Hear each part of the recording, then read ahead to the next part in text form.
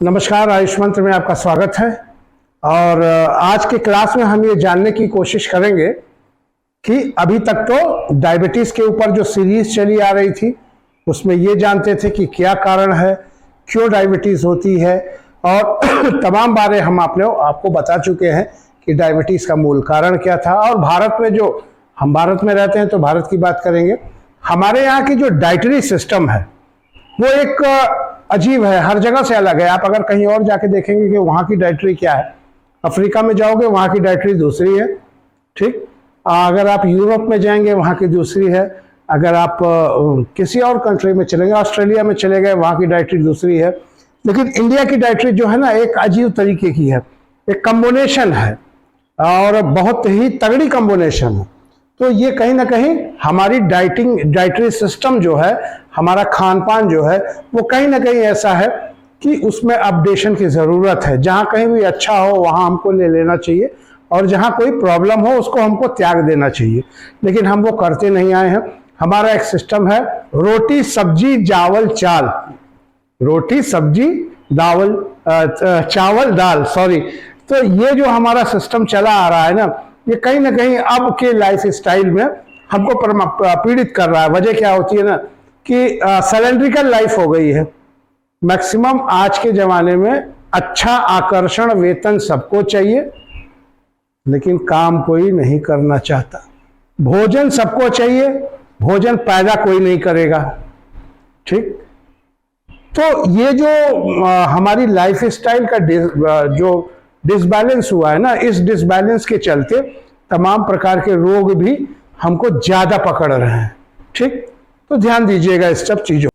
अभी तक हम ये समझते आए थे कि इंसुलिन के कमी के कारण डायबिटिक होता है। मधुमेह जो होता है वो इसलिए होता है कि हमारे पैंक्रियास के बीटा सेल से, जहां से उत्पादन होता है इंसुलिन का, उसका उत्पादन किसी कारण से बाधित हो जाता है, नहीं होता है, तो हमको जो है डायबिटिक हो जाता है, मधुमेह हो जाता है।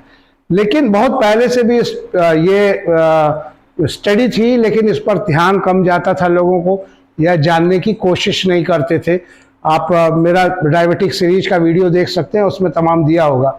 लेकिन जो है ना, मात्र 10% लोग ही, जो टोटल हमारे डायबिटिक पीड़ित हैं उसमें मात्र 10% लोग ही ऐसे हैं जिनको जो है डायबिटिक जो है उनके इंसुलिन कम होने के कारण हो रहा है। बाकी 90% लोग ऐसे हैं जिनको डायबिटिक हो रहा है। क्यों पता है? इंसुलिन ज्यादा होने के कारण, इंसुलिन ज्यादा होने के कारण हो रहा है। 90% cases of type 2 diabetic mellitus is the higher range of insulin in the body. आपको भी आश्चर्य होगा ना, गोली खा रहे हो आप, वैसे ही रेजिस्टेंस हो, इंसुलिन रेजिस्टेंस हो, लेकिन फिर भी उसके बाद इंसुलिन बढ़ाने के लिए गोली भी खा रहे हो। पैंक्रियास के बीटा सेल को स्टिमुलेट कराने के लिए भी गोली खा रहे हो कि और इंसुलिन पैदा करो, और ज्यादा रेजिस्टेंस पैदा करो। तो क्या ऐसे आप अपने डायबिटीज को हरा पाओगे? अगर आपको लगता है तो ठीक है, लेकिन मेरे को तो नहीं लगता कि बढ़े हुए इंसुलिन लेवल से, इंसुलिन से ही आप उसका ट्रीटमेंट कर रहे हो। दैट्स रॉन्ग, ये गलत है। इसको जानने से पहले हमको ये जानना होगा कि इंसुलिन का जो है बेसिक, इंसुलिन रेजिस्टेंस को जानने से पहले हमको ये जानना होगा कि इंसुलिन का बेसिक कार्य है क्या, ये इंसुलिन है क्या, कहाँ से आता है, कहाँ पैदा हो गया। तो इसके बारे में थोड़ा तफसील से जानते हैं। एक ऐसा हार्मोन है इंसुलिन, एक ऐसा हार्मोन है जो आपके पैंक्रियास यानी अग्नाशय से, आपके पैंक्रियास से, अंग से उत्पन्न होता है, और ये ग्लूकोज को अवशोषित करके और कार्बोहाइड्रेट और फैट मेटाबॉलिज्म को नियंत्रित करता है। कार्बोहाइड्रेट और फैट मेटाबॉलिज्म को ये नियंत्रित करता है आपकी बॉडी में, ठीक। अब इसके बारे में थोड़ा सा और डीपली जानते हैं, और जानने के लिए हम देखिए, एक ऐसा हार्मोन है जो आपके पैंक्रियास के नाम के अंग से उत्पन्न होता है। ये मैंने आपको पिछले स्लाइड में भी बता दिया।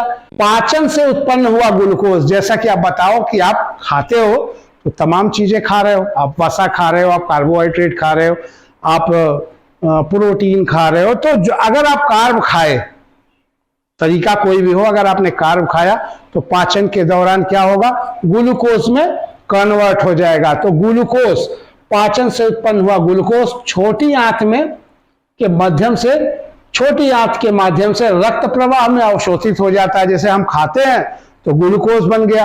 अब ग्लूकोज क्या हुआ, छोटे छोटे मैंने बताया था ना आपको, ब्लड वेसल्स है, उससे जो है आपके ब्लड में जाके ब्लड के मेन स्ट्रीम में आ गया, ठीक, अवशोषित हो गया, तथा अन्य कोशिकाओं द्वारा ग्लूकोज रक्त शर्करा को अवशोषित करने और ग्लूकोज को ऊर्जा उत्पन्न कराने के लिए इंसुलिन की आवश्यकता होती है। देखो आपके बाकी जो आपके सेल्स हैं जिनको ऊर्जा चाहिए, उसकी ऊर्जा के लिए क्या होता है, इंसुलिन की आवश्यकता होती है।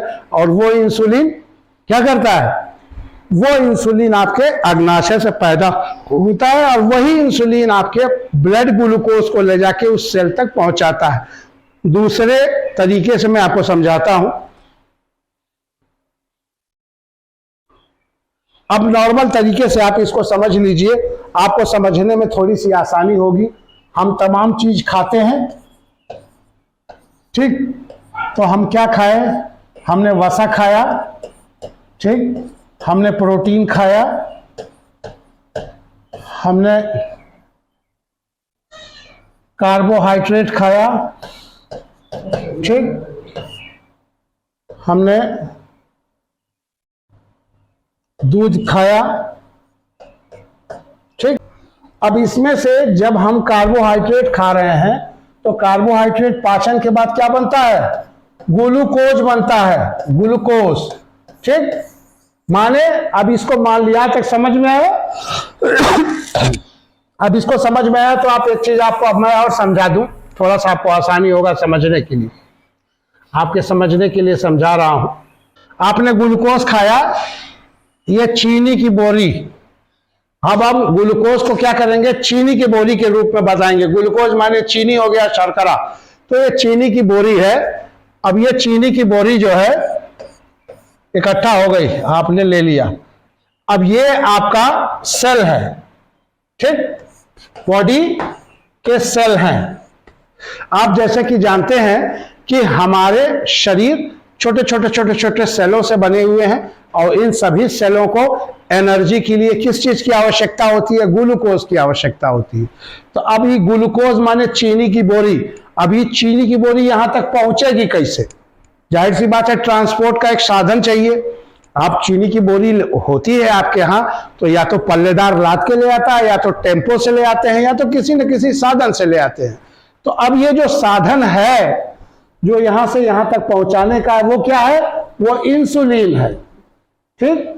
इंसुलिन ही वो साधन है जो यहां से यहां तक इसको ले जाके पटकता है। तो इंसुलिन को हम यहां मान लेते हैं, इसको मान लिया चीनी की बोरी और इंसुलिन को मान लिया पल्लेदार। तो ये जो है इंसुलिन है, ये पल्लेदार अपने पीठ पे लादा हुआ है। तो ये पल्लेदार कौन है, ये इंसुलिन है। तो ये ले जाके यहाँ पटक देता है। यहाँ जितनी बार आप खाना खाते हो, जितनी बार आप कार्ब खाते हो, ग्लूकोज बनता है, इंसुलिन क्या करता है, इसको ले जाके यहां से पटक देता है आपके सेल में। यहां तक समझ में आया।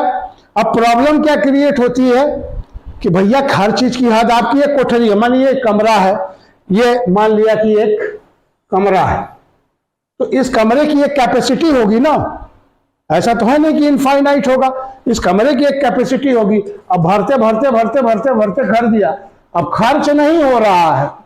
वजह क्या है, खर्च क्यों नहीं हो रहा है, आप सिलेंड्रिकल लाइफ जी रहे हो, आपको एनर्जी की कोई, आप खर्चा तो कर नहीं रहे हो, आप पैदल चल नहीं रहे हो, आपके लिए गाड़ी है, पंखा चलाने के लिए भी लोग रिमोट कंट्रोल रखे हुए हैं। तो कोई शारीरिक श्रम नहीं हो रहा है तो खर्चा होगा नहीं, खर्चा होगा नहीं तो ये कमरा तो बंद हो, भर जाएगा।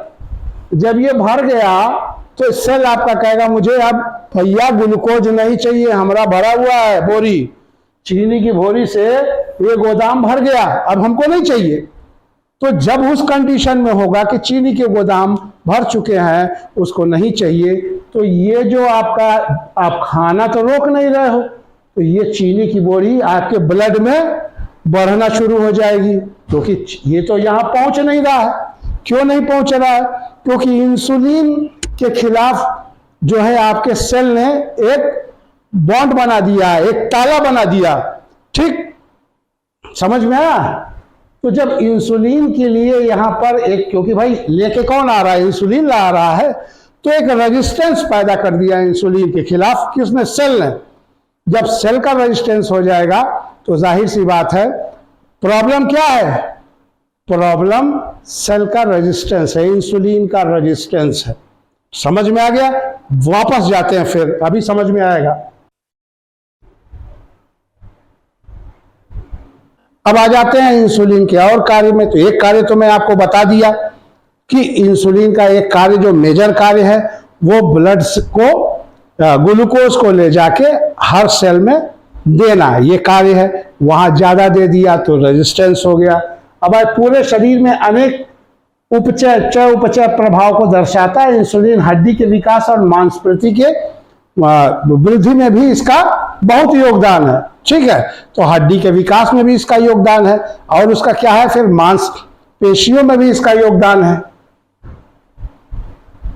अब आ जाते हैं ये बनता कैसे है भैया? हो तो गया, बड़ा योगदान है, बड़ी चीजें हैं, रेजिस्टेंस भी हो जा रहा है। तो अब ये जानते हैं कि ये बनता कैसा, प्रिपेयर कैसे होता है। प्राकृतिक रूप से इंसुलिन का उत्पादन अग्नाशय में होता है, जैसा कि मैंने आपको बता दिया था, आप जानते हैं पैंक्रियास में होता है। इंसुलिन एक प्रकार की प्रोटीन श्रृंखला, प्रोटीन की श्रृंखला या पेप्टाइड हार्मोन होता है। ये क्या होता है? एक पेप्टाइड हार्मोन होता है। ये सवाल भी आ सकता है एग्जामिनेशन में। इंसुलिन एक प्रकार का प्रोटीन श्रृंखला या पेप्टाइड हार्मोन होता है। इंसुलिन के एक अणु में, एक मॉलिक्यूल्स में 51 अमीनो एसिड होते हैं। तो एक मॉलिक्यूल्स में, एक अणु में 51 अमीनो एसिड्स होते हैं। ये आपको ध्यान देने वाली बात है।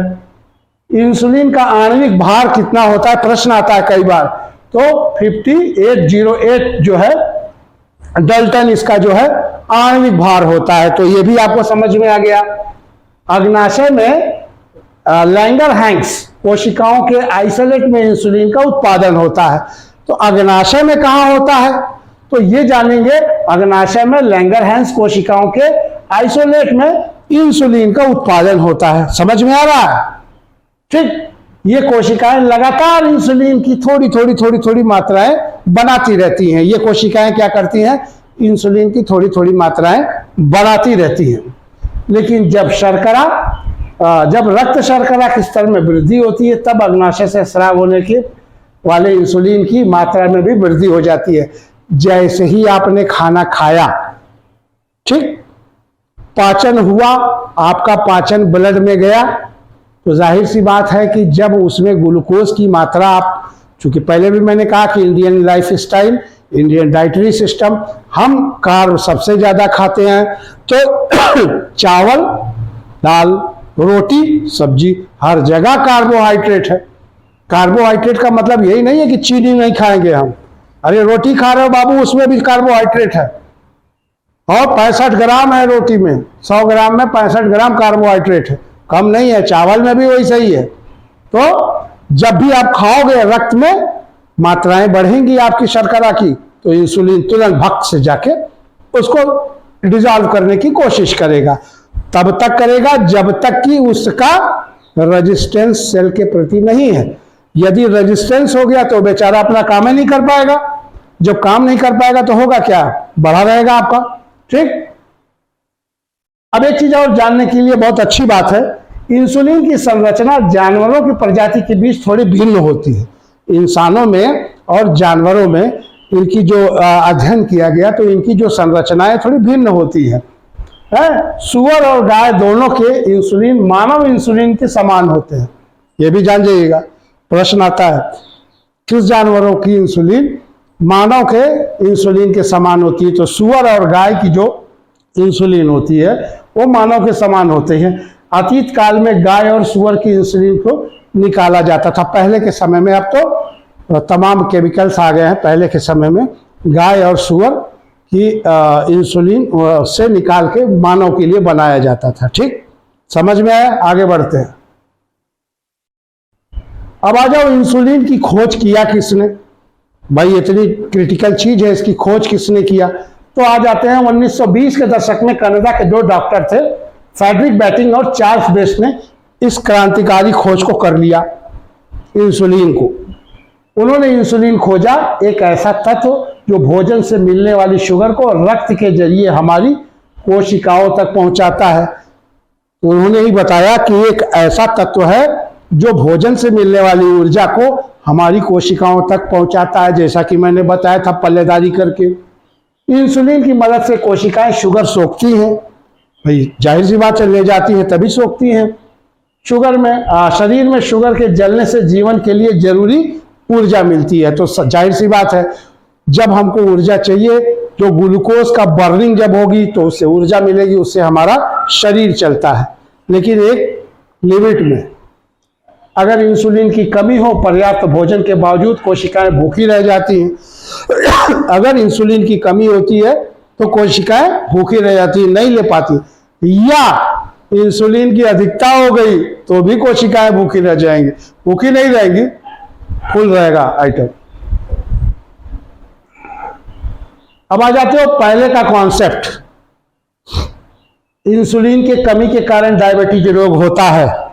पहला कॉन्सेप्ट, नई स्टडीज को अगर आप ध्यान दोगे तो इंसुलिन रेजिस्टेंस ही मुख्य कारण है डायबिटिक रोग के लिए भारत में, क्योंकि हमारी डाइटरी सिस्टम अब हमारे लाइफ स्टाइल से मेल नहीं खा रही है।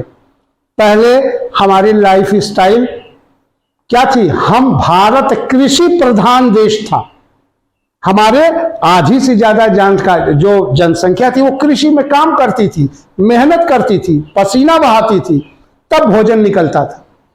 और तब हमारी डाइटरी सिस्टम ये थी कि हमको उतनी मेहनत करने के लिए ये सारी चीजें आवश्यकता थी। लेकिन आज की हमारी लाइफ स्टाइल सिलेंड्रिकल हो गई, हम कंप्यूटर के सामने 4 घंटा बैठ जा रहे हैं। अगर अभी कह दीजिए कि 5 तल्ले का मकान है और लिफ्ट नहीं है तो घर वाले नीचे ऊपर नहीं आते, बड़े मुश्किल से आते, तुम चले जाओ तुम चले जाओ। तो हम मेहनत करना नहीं जानते।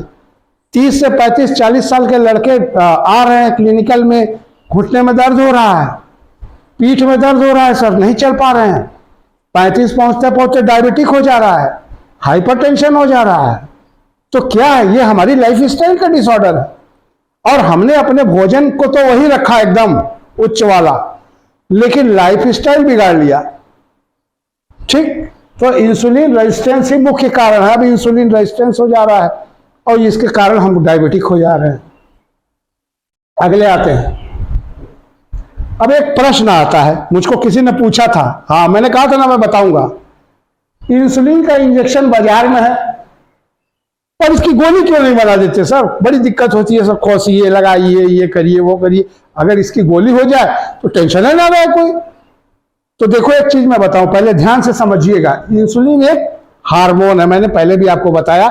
इंसुलिन क्या है? एक हार्मोन है और प्रोटीन भी है। सबसे बड़ी बात कि एक हार्मोन है और प्रोटीन है। अतः जब हम इस इंसुलिन को अपने ओरल रूट से लेंगे, मुंह से लेंगे, टैबलेट बना के फ्यूको ओरल रूट से लेंगे, तब हमारे शरीर में इस इंसुलिन के प्रोटीनीज का एंजाइम द्वारा पाचन हो जाएगा। कोई भी चीज खाते हैं तो पाचन होता है ना, तो जब हमारे पेट में इसका पाचन हो जाएगा तो ये अपनी क्रिया कैसे करेगा? तो ये अपनी क्रिया नहीं कर सकता, यानी वो डार हो जाएगा। इसीलिए हम उसको इंजेक्शन के माध्यम से ब्लड स्ट्रीम में देते हैं ताकि उसका पाचन वचन ना हो, सीधे हमारा काम करे। समझ में आ गया उत्तर? बस इसीलिए, यही कारण है। अगला सवाल, इंसुलिन के अधिक मात्रा से क्या होता है? अभी तो मैं इतना सब बता चुका हूं।